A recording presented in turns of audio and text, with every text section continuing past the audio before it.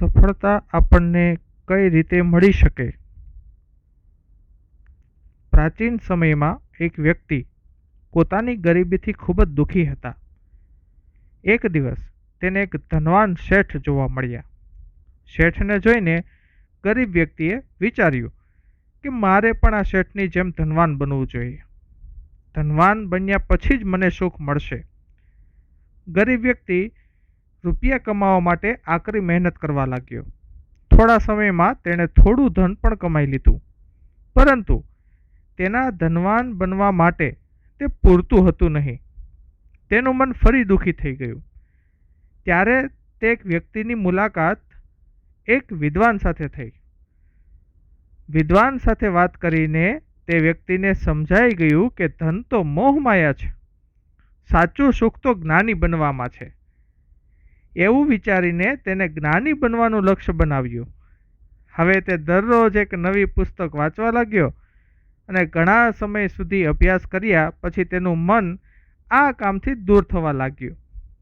ત્યારે જ તેની મુલાકાત એક સંગીતકાર સાથે થઈ. ત્યારે તેને લાગ્યું કે મારે પણ સંગીતકાર જ બનવું જોઈએ. એવું વિચારીને તેણે સંગીત વિદ્યા શીખવાનું શરૂ કરી દીધું.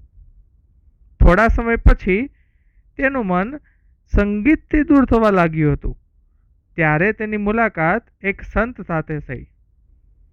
વ્યક્તિએ સંતને પોતાની સંપૂર્ણ વાર્તા જણાવી.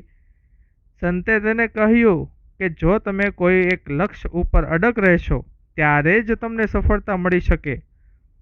તમે સતત પોતાના લક્ષ્ય બદલતા રહેશો તો કોઈ એક લક્ષ્ય ઉપર મન લાગશે નહીં.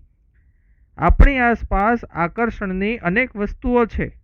આ કારણે સમયે સમયે આપણું મન નવી વસ્તુઓ તરફ આકર્ષિત થઈ જાય છે.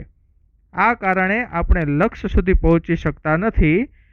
કંઈક બનવા ઈચ્છો છો તો કોઈ એક લક્ષ્ય નક્કી કરો અને તેને પૂર્ણ કરવા માટે પ્રામાણિકતાથી કોશિશ શરૂ કરી દો, અને કોઈ અન્ય લોકોની વાત તરફ આકર્ષિત થવાથી બચવું જોઈએ. માત્ર ત્યારે જ તમને સફળતા મળી શકે છે.